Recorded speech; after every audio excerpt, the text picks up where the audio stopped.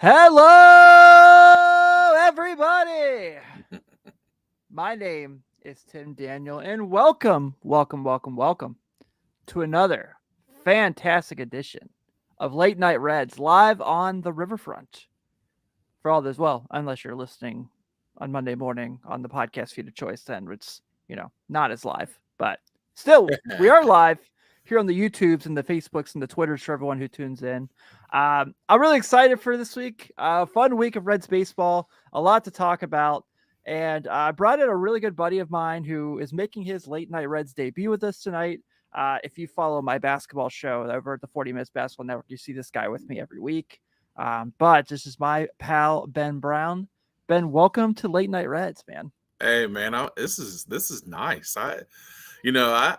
I get to talk basketball a lot, but man, the Reds are my passion. I love Cincinnati Reds baseball. I always tell my wife, like, I'm a baseball fan until the Reds are out of the playoffs. So then it's like my baseball Jones fans. But man, they're playing well. And I know we'll talk about a lot of the minor leaguers guys and seeing where things are going. But I'm excited, bro. I'm excited. I'm excited you're here. So this is going to be fun. And folks, it's Mother's Day. So happy Mother's Day to all the moms out there. And the Mother's Day is the theme of this week's edition of LNR Trivia. All right, folks, this week's LNR Trivia brought to you by, I guess, me. So, Ben, I'm sure you remember this game very well as a Reds fan. It is the 11-year anniversary of Joey Votto's Mother's Day spectacular of 3 home runs on a Sunday afternoon. It was a rain delay. They started 2 hours late against the Washington Nationals. And Joey Votto had 2 home runs in the first few innings of the game. And then the 9th inning had a walk-off grand slam to take the home to victory and get the 2012 season back on track. The question, folks, is who were the 2 pitchers he hit those 3 home runs off of? They'll be answered. So the first person to answer correctly in the comments, as you know, you win the prize each and every week. So if you look it up, that's fine. I can't stop you. If you knew that off the top of your head, I'd be more impressed than if you looked it up, honestly. Yeah, so as always, we always send really cool prizes out, and that's there for you. So let's get into some of the conversation for this week, Ben. A good week for the ball club. Yes. Let's talk first about, overall 4-2 week. You take 2 out of 3 from the Mets. You take 2 out of 3 from the Marlins. We talked about this last week, the dudes that you had to face in these games. So obviously, Max Scherzer does get scratched Tuesday. So David Peterson steps in for the Mets. Takes it on the chin like a guy does who's spot starting. It happens. But the Mets fight back, make it a really good game. The Reds bullpen shuts the door. Alexis Diaz. Edwin Diaz is on the Mets. So yeah. Alexis Diaz gets a save. Wednesday, the ageless Justin Verlander does Justin Verlander things. Gives up just 2 hits in the first inning. And then they don't do anything the rest of the game because he's incredible. Thought they played pretty well. It just happens. Yeah, Wednesday, I was going to say, they played well, but Justin Verlander is just Justin Verlander, like you said. He's incredible. Yeah, he's the man. Wednesday, they face off against Kodai Senga, who I'm a huge fan of, and get to him early. Spencer Steer homers. The Reds are also at this point, this is the first of the bullpen days because this is like it was supposed to be Luis Cessa's start. He got DFA'd. But on a bullpen day, you give up no runs? Pretty impressive. Yeah, it was a good showing for them that day. Yeah. You go to Miami. You take the first one from the Marlins where Jake Fraley, I'm sorry, my apologies. Rake Fraley. Correct that, Tim. Rake Fraley, baby. Rake Fraley hits 2 homers, including the go-ahead run after the Marlins took the lead in the bottom of the 8th. No, I'm sorry. One of the later innings. But, yeah, hits the go-ahead home run, and they get that going. Saturday, they faced the defending National League Cy Young winner in Sandy Alcantara and put 5 on him. Put a 5 spot on the Cy Young Award winner. Jazz Chisholm obviously gets hurt. That part kind of sucked. He also hit a tank in this game. Oh my God, he hit a tank. But Jake Fraley once again comes through with a huge at bat in this series. And then today is just one of those days where you tip your cap to the opponent because that kid for the Marlins pitched so well. I thought Luke Weaver pitched well too. Just didn't have enough. Reds lose 3-1 in Miami. But 4-2, you had to use your bullpen a lot. You had 2 bullpen days in 2 games, and truthfully, they hung on their own. So Derek Law pitched as the opener in a couple games this week, which I think Wednesday against the Mets they gave him like 20 pitches, and I think Saturday I think they also gave him about the same.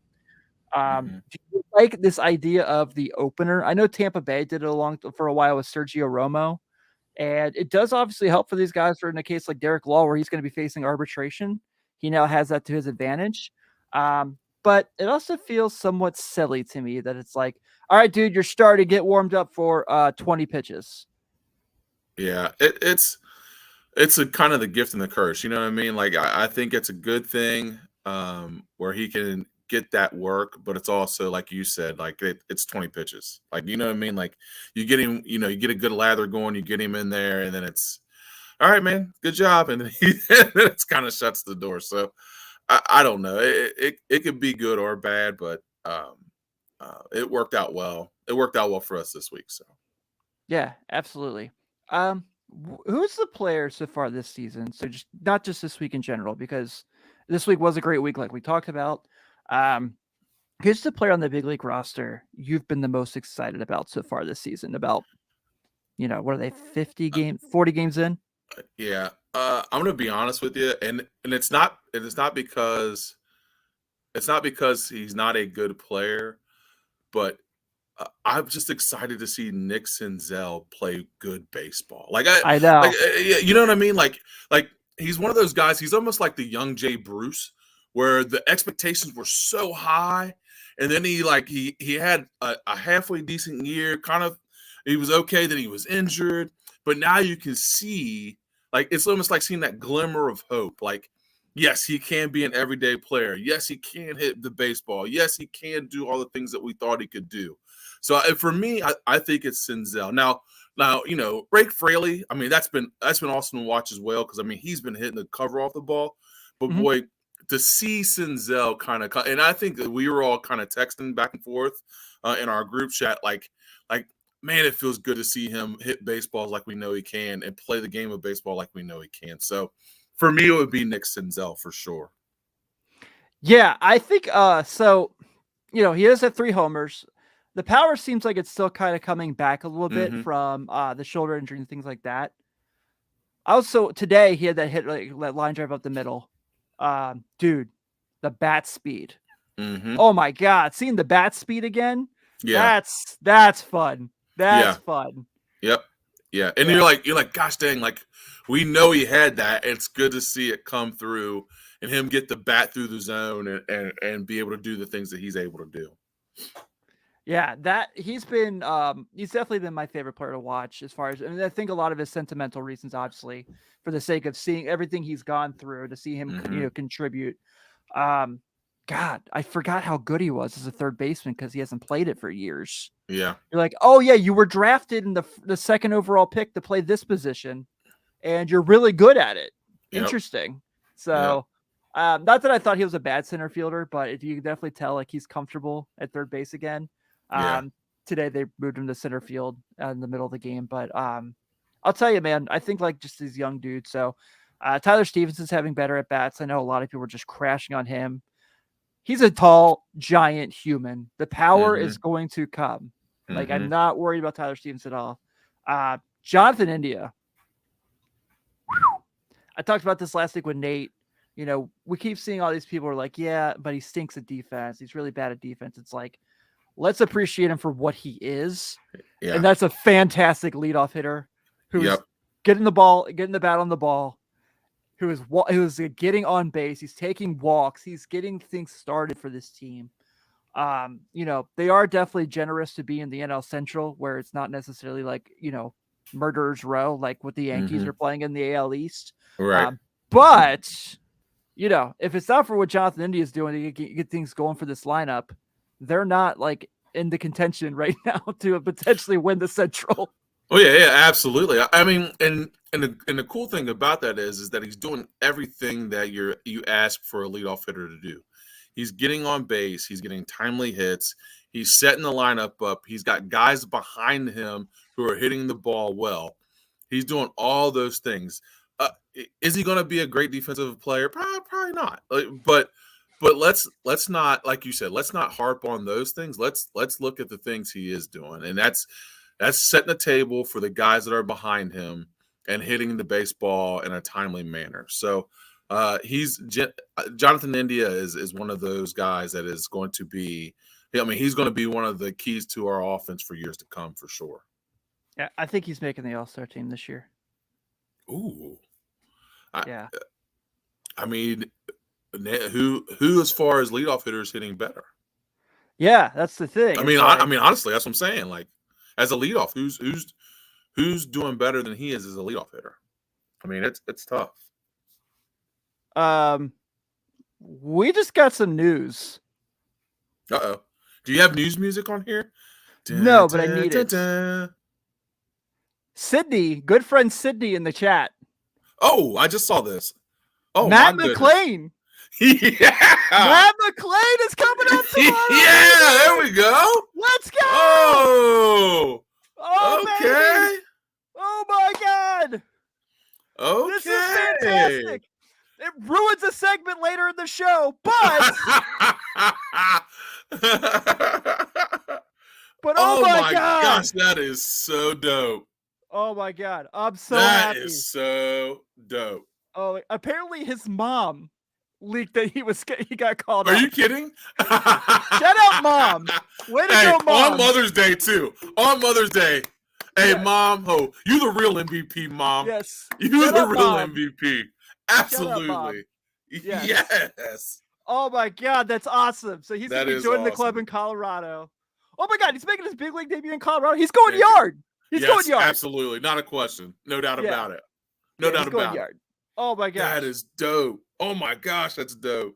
I'm so happy that I was doing a show when this was. Shout out Sydney for informing us so I can run the Twitter real quick while I'm looking at the news. Yeah. Gosh, Sydney's the GOAT. Shout out Sydney. Appreciate you. That's awesome. Oh my God, the vibes are high. That's dope. Oh, I'm so excited. That's dope. Yeah. After the week we've had, we're playing well, and to have him in our lineup, I'm psyched. That's awesome. That's awesome. Oh man. So I guess, folks, if this means what I think it means, it may be the end of Jose Barrero, which is sad for Jose Barrero. So we got to play it one last time if this is the case. Just let your soul go. Just let it shine through. Just let your soul go, baby. Feeling oh so silky smooth. Just let it shine through. Just let your soul go. So Oh man, so that's awesome. Jose, it's been real. Thank you for bringing Soul Glow back. If this is the news that it is, but Chad, the Godfather of the Riverfront, pops in. You just missed our overwhelming excitement. Oh man! Oh, Pat Magooch is showing up too. My guy, Pat Magooch. What's up? Okay, guys. Matt McClain is coming to the Cincinnati Reds tomorrow. That is tomorrow. So dope. Ooh, maybe. I have a whole show planned out. A whole show, and like now I'm just talking about Matt McClain. You know, Kevin, I'm thinking it's either gonna be Barrero or Newman. Yeah. I don't want to say I hope a guy loses his job because that sounds terrible. Right. And I truly appreciate Kevin Newman. I know a lot of people don't like him just because he's taking at bats away from younger guys. And I get that. But I think in this case, it has to be. Last week's show was all about let the kids play, right? So I love, I want Barrero to continue to get a chance to play big league ball. I would love to see, they're playing in center field now. So I would like to see him get a shot. But yeah, I mean, Newman is the best case scenario. Where Barrero, like you're right, Kevin. Like you said here, he can be the utility guy, play infield, play outfield.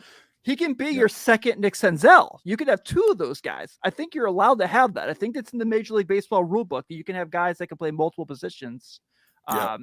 So that'd be like seven guys. Actually, on this you know what? Actually, it's kind of good. Yeah, that's a good problem to have.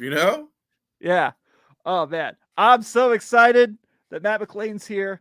Let's get to some of the conversations in the show real quick before we move on. But so Ben, one of Yeah. the big reasons I wanted you on here because you and I were texting about this, I feel like for hours yesterday.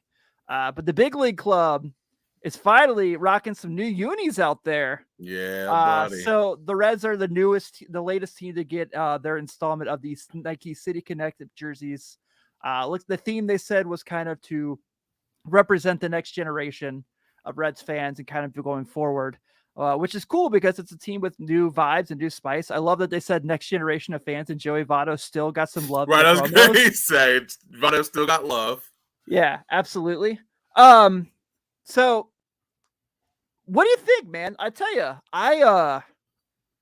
I love them. I'm not even gonna Yeah. lie to you. I think that the Cincy on the front is slick. I love how the numbers look on the back with the red outline. Mm-hmm. Really love I love the batting helmet. The batting helmet looks cool too. Yeah. And the hat, I'm not in love with it, but it is growing on me. Yeah, I had a hard time with the hat only because it almost looks like the Cleveland Sea. Like, Mhm. I think that's my only thing. Now, I think that was it. But like you said, I think it's something that we will get accustomed to. There's no doubt the jerseys, the uniform is dope. I mean, Yeah. that black with the red outline. I mean, it's just sick. It's just sick. And I can just see it now. Night games. That thing is freaking off those lights. Oh, it's gonna be so smooth. It's gonna be so smooth. Yeah, I'm a big fan. I'm a big fan of, and I think it helps because the Reds are, they're red, black, and white. So I mean that team color. Anytime you have that team color and you do some kind of city version with it, it's gonna be legit. I mean, and they hit a home run with those. Those are dope. Yeah, I love them. I think yeah, I'm with you, Rock. I'm a fan of them as well. Sydney's saying that they're slick and fire. Slick and fire Mm-hmm. is quite the combo. I can respect that. A lot of respect. A lot of respect. Yeah, I think they look great. I think that the black pants with the red stripe is so smooth. Yeah. I'm a huge fan of that. The socks look cool. Mm-hmm.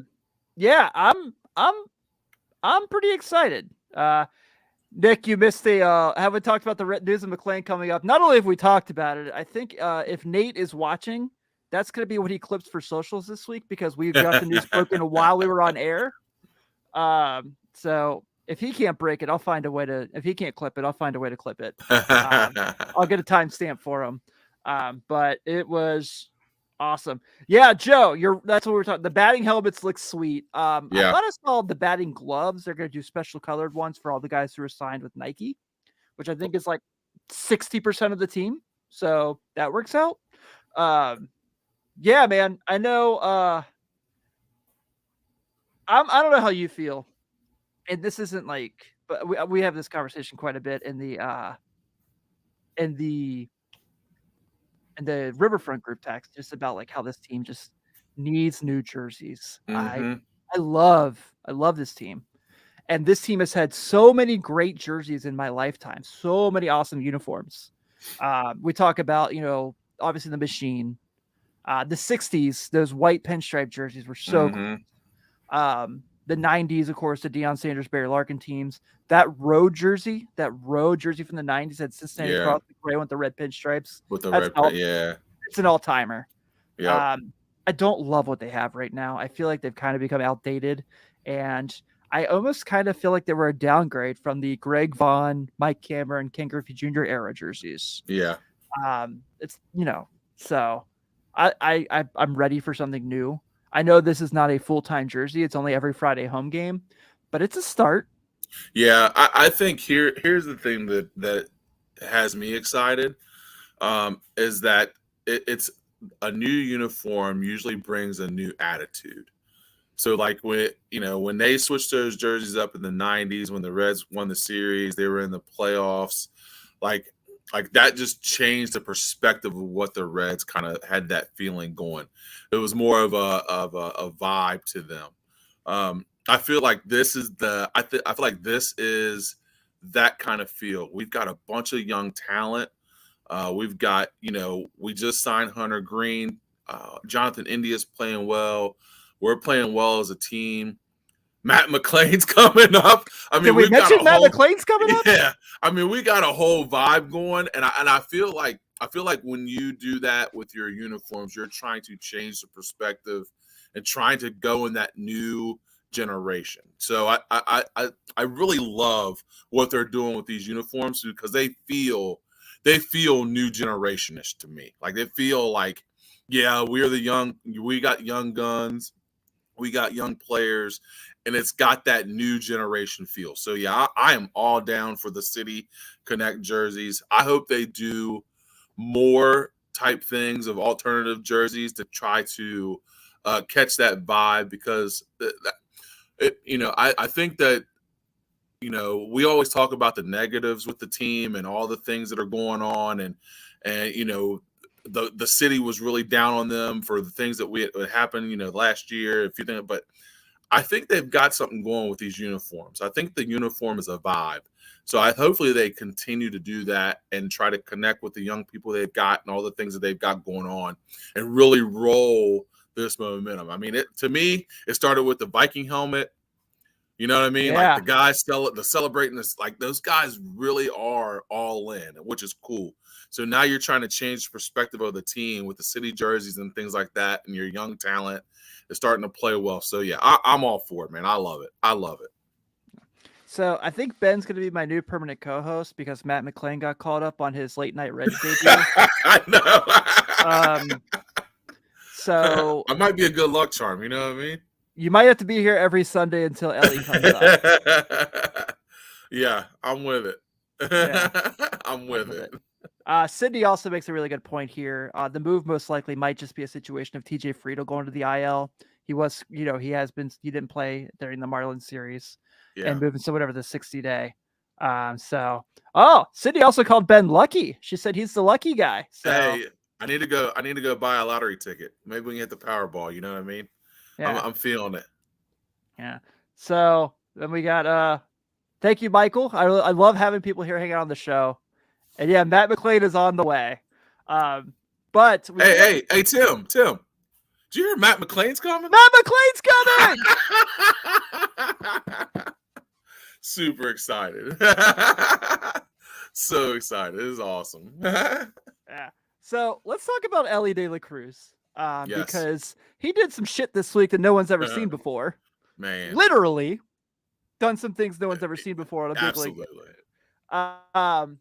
So Elly this week in one game had 3 of the hardest hit balls in baseball. I think 2 are the hardest hit baseballs in baseball.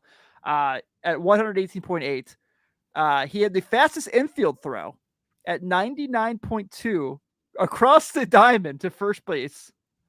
And then, of course, had the quickest home to third speed. The third quickest behind Corbin Carroll and Bobby Wood, who also, I don't know if people know this, are very fast humans. Yes. So to be behind those people is not an insult. No.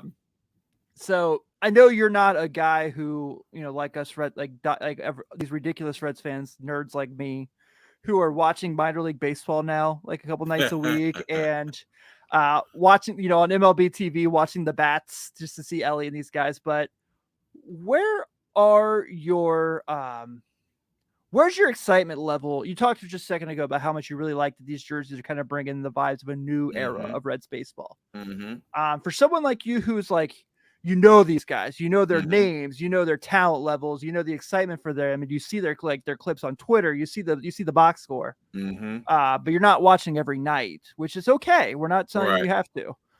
Where is your excitement level for Elly De La Cruz at this point?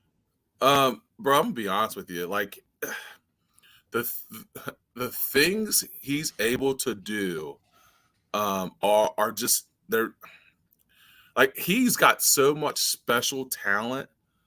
Like, and then I don't think people understand, like, he hasn't even put it all together yet. Like he is young. Like the things he is able to do are just strictly just natural God-given ability. Like, it's almost like, and I know, like I said, I always bring up our group chat, but we talk about Ronald Acuna. I love Ronald Acuna. Ronald Acuna. But like even when Acuna came up, a lot of that was just natural ability. He is just now starting to put those things together. De La Cruz has a lot of Acuna Jr. in his game. He's able to hit the ball for power. He can hit the ball for average.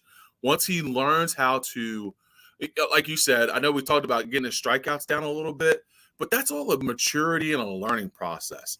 Once he learns how to do that and swing at good pitches, you know how hard it is to hit a ball and have an exit velo of 118 miles From both an hour. sides of the plate? Yeah, like that's insane. That's insanity. Both sides of the plate. Or throw a ball across the mound at 100 miles an hour.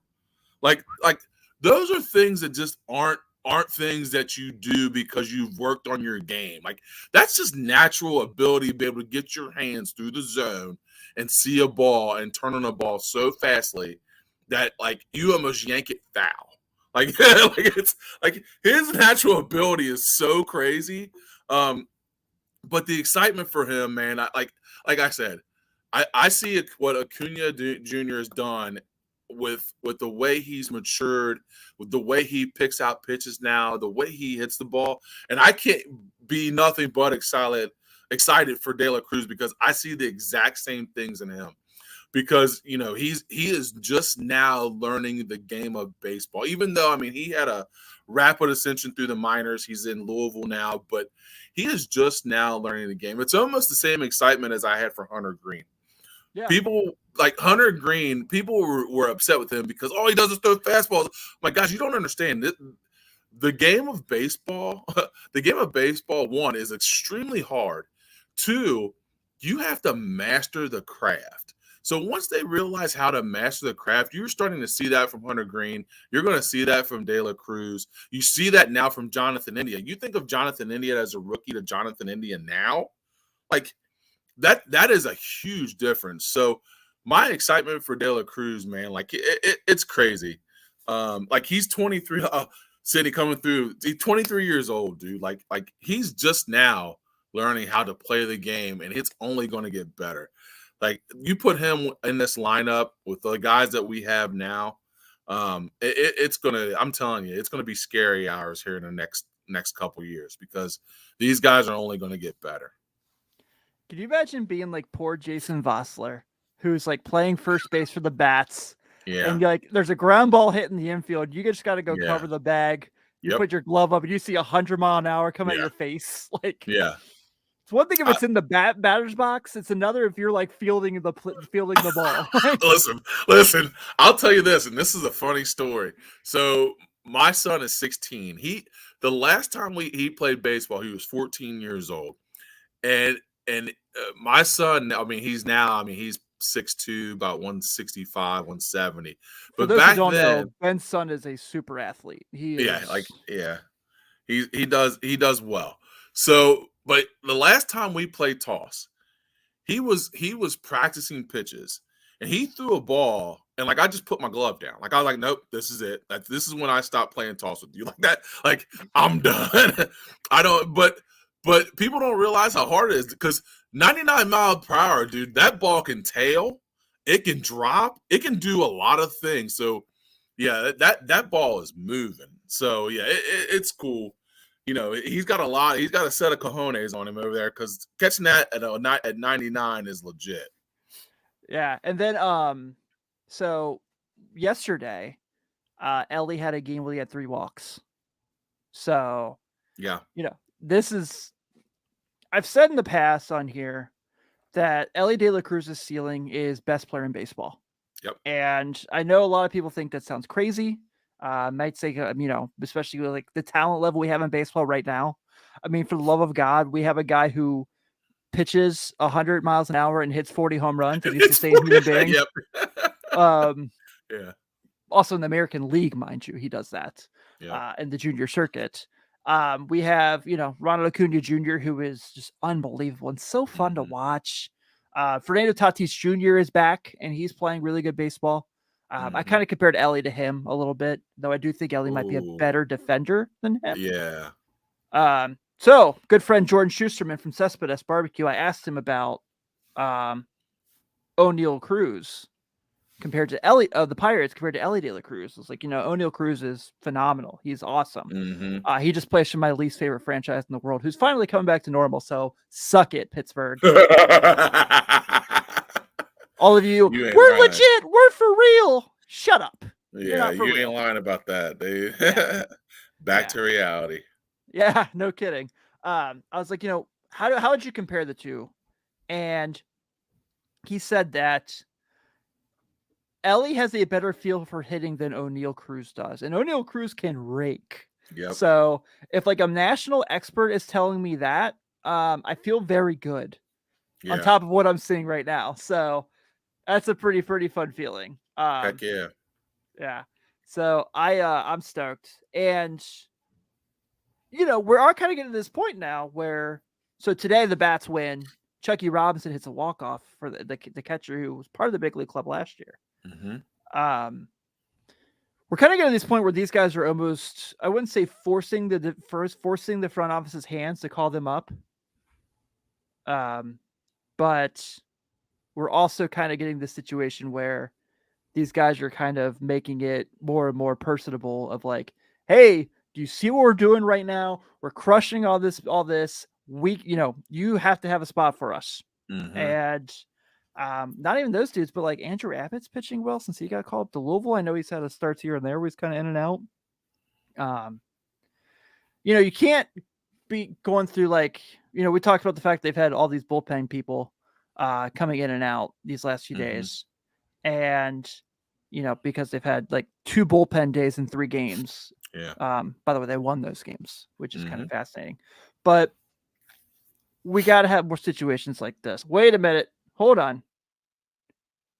TJ Hopkins? Okay, what's the TJ Hopkins news, people? I'm recording a show right now. If you're in the chat, you gotta tell me what's going on. You can't just drop TJ Hopkins in the comments and yeah. What's going on? So is TJ Hopkins now coming up?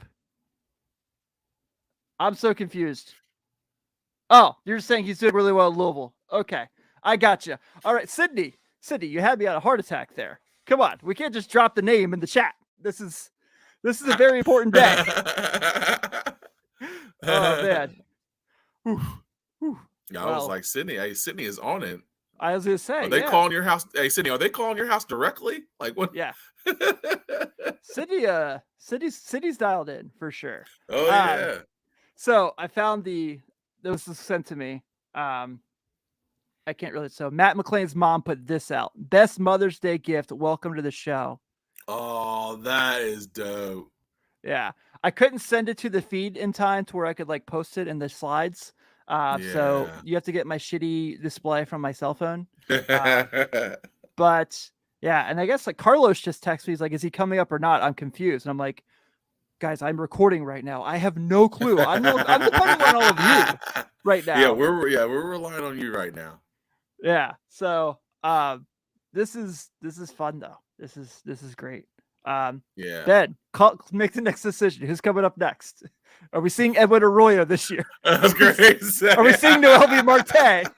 It might not be very good if we see Edwin Arroyo this year. That might not be a good sign. Not for Edwin, but just for the sake of the ball club. Yes. Yeah.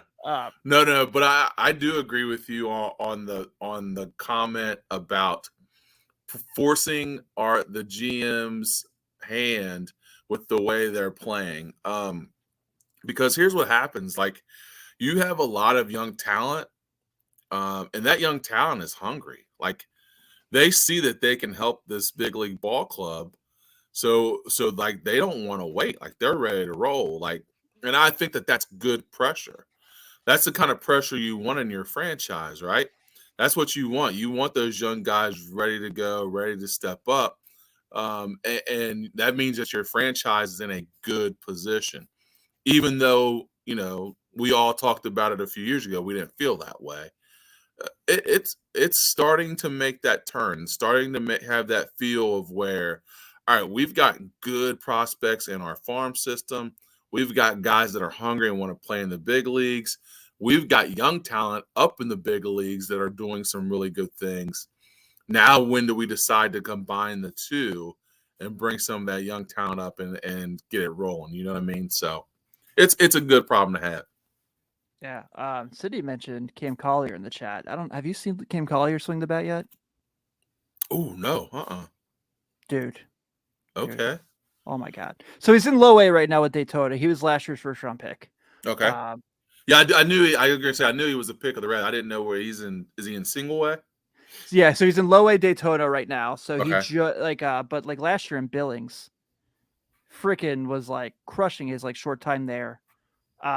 His dad's Luke Collier, so obviously Yeah. this year at Reds Fest, they're like, who are they did the whole thing where they have the kids do the Q&A, which is always fun. I always enjoy watching that. And they ask Cam Collier, they're like, who is your favorite player growing up? And he's like, Ken Griffey Jr. I idolized him. And then John Sadek's, of course, hosting. And he goes, have you met Ken Griffey Jr.? He goes, yeah, I work out with him like every summer. You go, what? Huh? What? You're learning to hit from Ken Griffey Jr.? Okay. Yep, we're doing okay. We got it. We're all right. You talk about a kid with bat speed. Oh my God, that kid's got bat speed. Man. It's so funny. Shout out Pat Magooch is always hanging out today. Got to give him the shout out again. Pat's our guy. I listen to the Riverfront every Friday, exactly at 7 a.m. every week. And you hang out also on Late Night Reds every Sunday night at 9 p.m. So we respect you, my friend. Chad asks, how many home runs will Matt McClain hit off the Yankees this weekend? At least 10. Well, he's going to hit 4. And he's going to hit 4 in Colorado. Yeah. Like, guaranteed. Yep. Altitude, hot bat.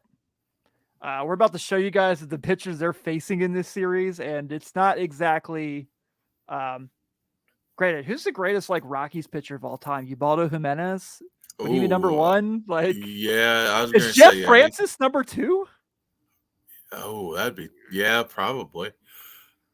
Yeah, I was gonna Ubaldo that's Jimenez. Not good. Yeah, he's probably your best Rockies pitcher. Did you see that thing with Bryce Harper today at the Rockies? Oh man, I caught a glimpse of it. I didn't get to watch I didn't watch all of it. It was pretty funny. So I guess did he just come back from Tommy John or something like that? Like, yeah, they were talking about playing him at first base for a bit there. Can you imagine that happening? No. Yeah. So I guess I didn't see what happened, but the bench is clear. And Harper's like, and Moose. First off, Moose is the guy like leading the charge for the Rockies to walk out in case like things get like messy. And he goes, "You're an effing loser. Your whole franchise is a bunch of effing losers." To the Rockies, and it's like, it's like no lies were told in this scenario. So, yeah, jeez. Yeah, except for Drew Stubbs did play for the Rockies, so we got to make sure Drew Stubbs gets some love here. Yeah, absolutely. Favorite guest. Wow. Unbelievable episode. That was fun. So I do have to go and say, so if you missed earlier, the trivia question was, who are the 2 pitchers Joey Votto hit his 3 home runs off of in the Mother's Day Spectacular? They were Edwin Jackson and Henry Rodriguez, which our good friend who has been killing it in the chat today, Sydney Price. First person to answer correctly. So, Sydney, congratulations. Make sure you DM me your address so I can get you your prize out to you. And that way we can kind of, we'll get you some red swag, obviously, for all your support. By the way, I need to make mention real quick. If you are not part of the Patreon for Riverfront, check it out. Dude, $2 a month, and you can hang out with all of us nerds and talk Reds baseball all day on the Slack channel. So what's better than that? And also on riverfrontcincy.com on the shop, our sweet new fancy logo here in the top right above Ben's head. We now have that t-shirt up. So if anyone wants to go, there we go.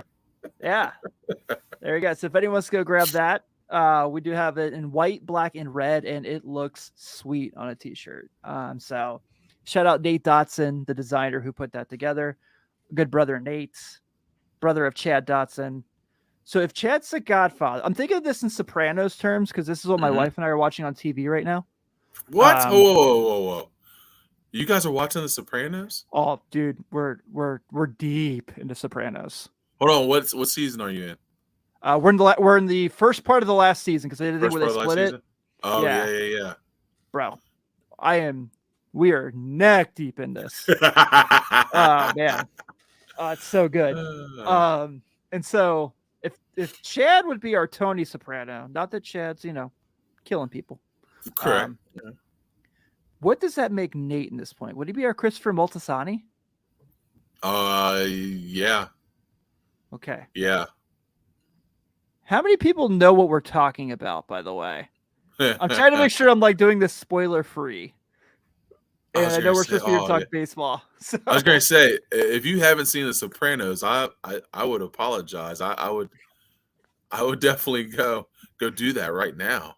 Chad is Polly Walnuts from The Sopranos. Also, Chad has an incredible Letterboxd account. He watches more movies than any human being I've known in my life. So, there you go.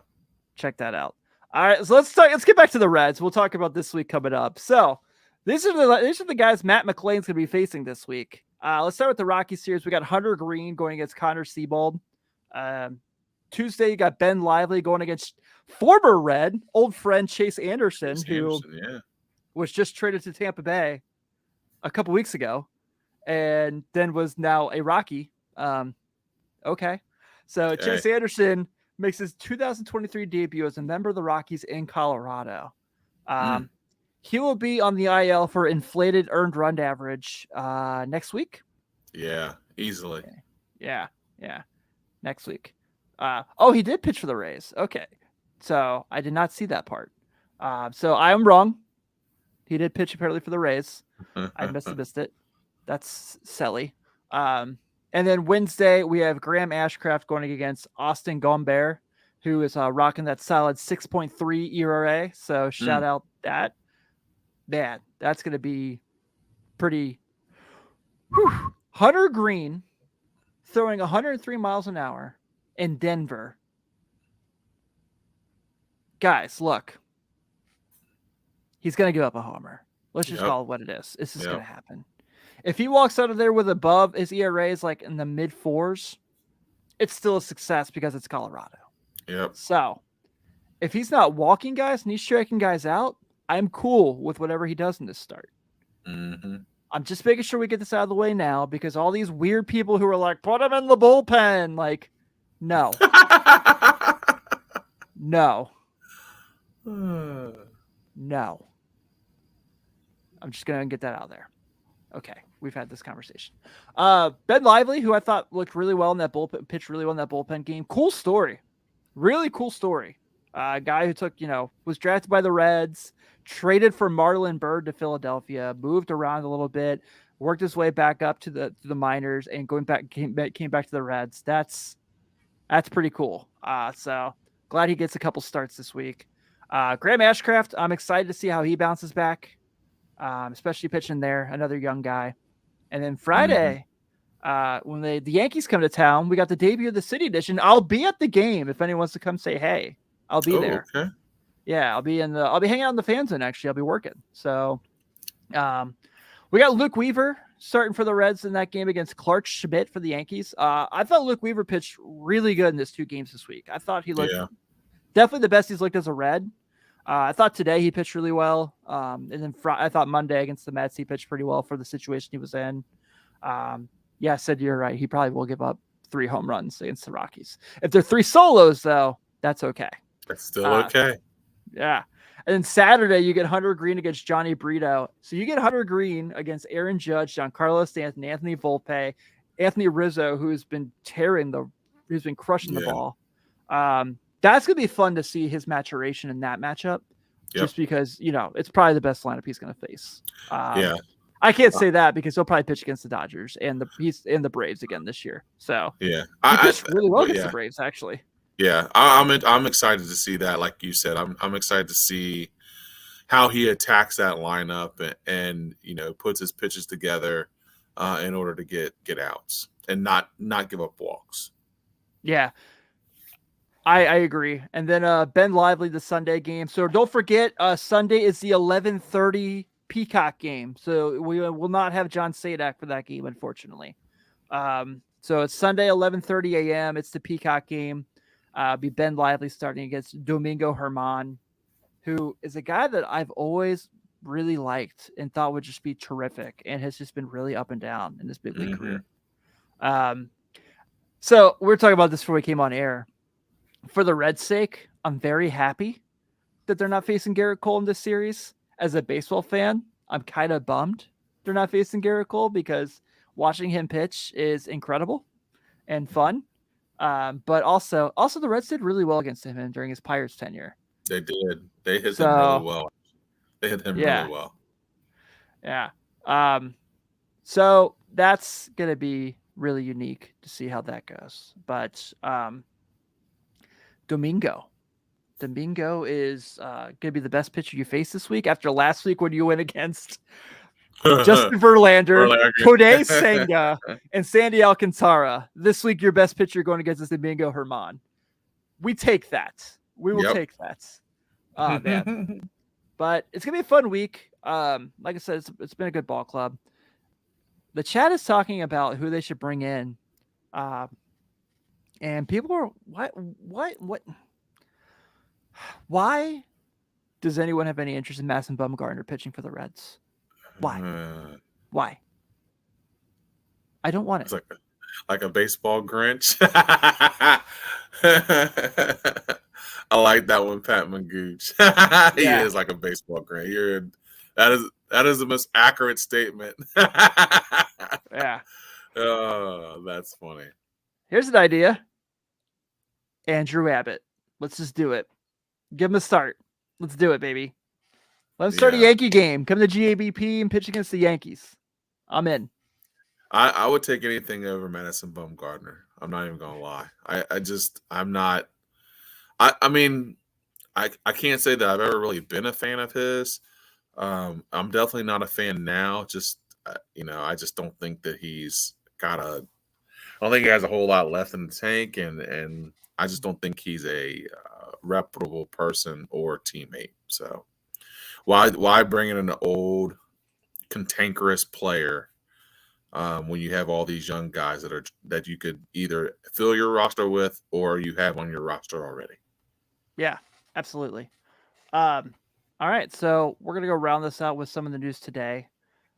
Being that Nick Lodolo has been moved to the 15-day IL. Sydney, do not say Mike Minor ever again.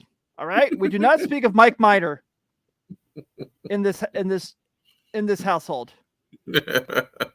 This household of the riverfront.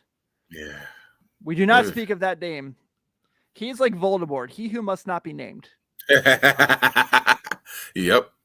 I'd bring back current day Homer Bailey before Mike Minor, who hasn't pitched in the big leagues in like 4 years. So, either did Ben Lively, and look, that worked out for 4 innings last week. So, good friend Steve Manusco over at Reds Content Plus just put an article out, I think like an hour or so ago, talking about the Lodolo going to the 15-day IL, and the injury he had is looking a lot worse than just a 15-day kind of thing. And David Bell, I think, said today, at best, it's going to be 4 weeks before he's back on the mound. And if they get him in 4 weeks, I'll be ecstatic. But this is a bummer for sure.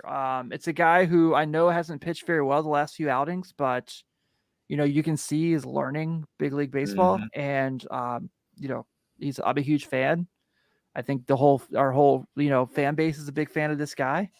I am very bummed that he's injured. This sucks because those big three, him, Ashcraft, and Green, were like the reason to watch the Reds this year. So hopefully, speedy recovery. Hopefully they have him back soon.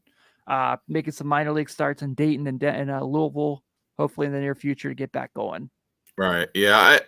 I remember when we talked before the season, Tim, and I was like, the one guy that I'm really high on is Lodolo. I really like him. I like the way that he, pitched in baseball games. I like the way that he was learning his craft, and I really hate to see him go down.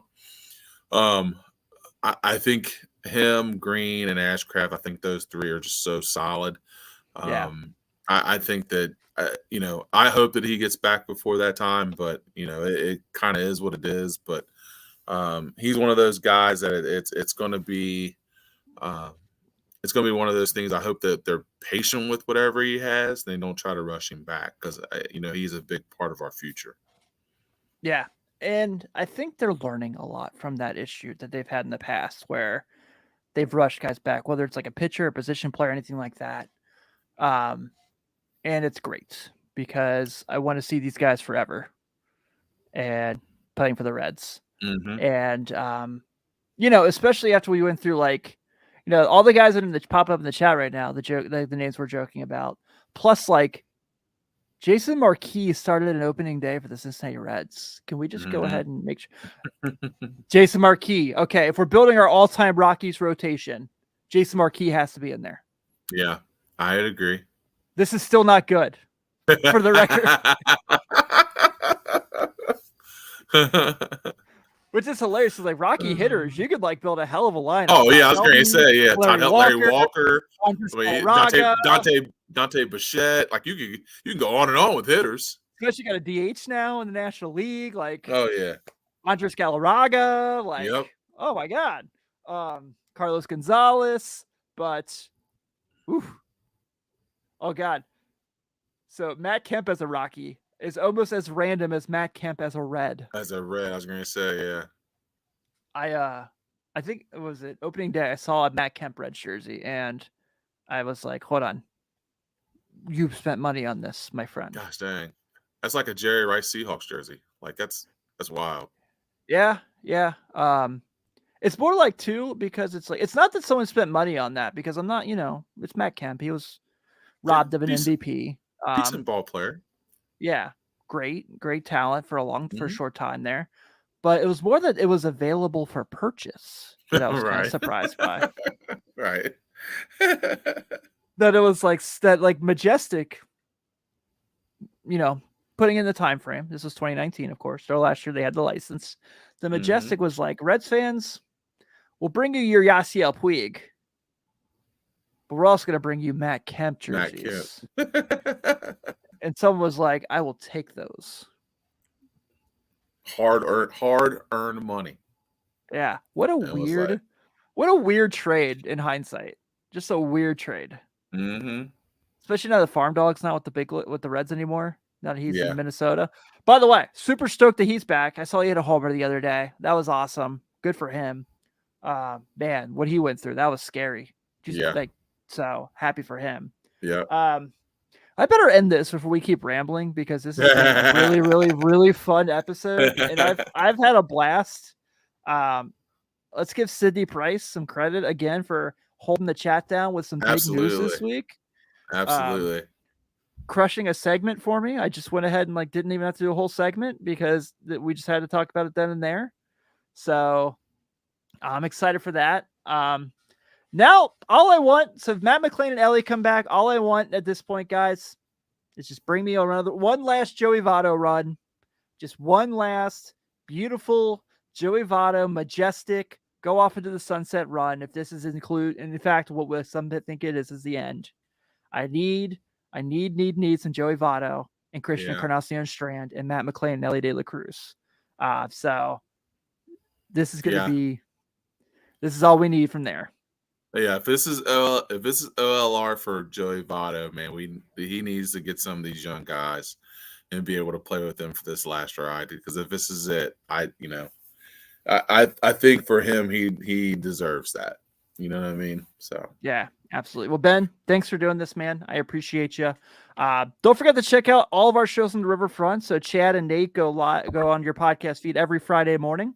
You can also check out the Riverfront Bengals show with Joe Farfsing and Greg Diemon holding that down for us every week as well, giving you your latest Bengals news. So everyone have a good night. We'll see you next week, and go Reds. Enjoy the week.